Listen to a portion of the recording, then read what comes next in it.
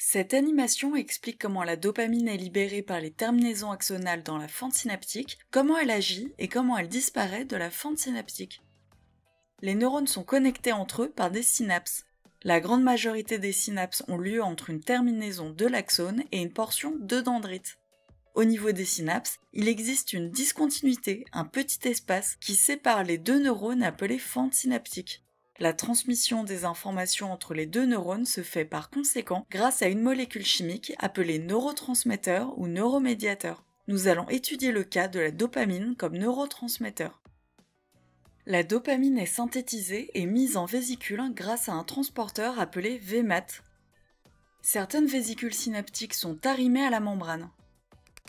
Lorsqu'arrive un potentiel d'action à la terminaison axonale, des ions calcium entrent dans la terminaison axonale via des canaux calcium et entraînent l'ouverture de ces vésicules synaptiques qui libèrent la dopamine qu'elles contiennent dans la fente synaptique.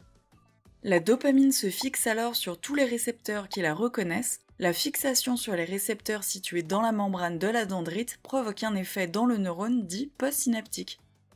La dopamine se fixe aussi sur des récepteurs de la membrane axonale, dite présynaptique, pour réguler la libération et la synthèse de dopamine. Enfin, elle se fixe sur des transporteurs qui permettent sa recapture dans la terminaison axonale présynaptique. Une fois recaptée, la dopamine est soit remise en vésicule, soit dégradée par la monoamine oxydase, MAO. La dopamine de la fente synaptique est dégradée par les enzymes MAO et catécholométhyltransférase, COMT, présentes dans la membrane des cellules gliales.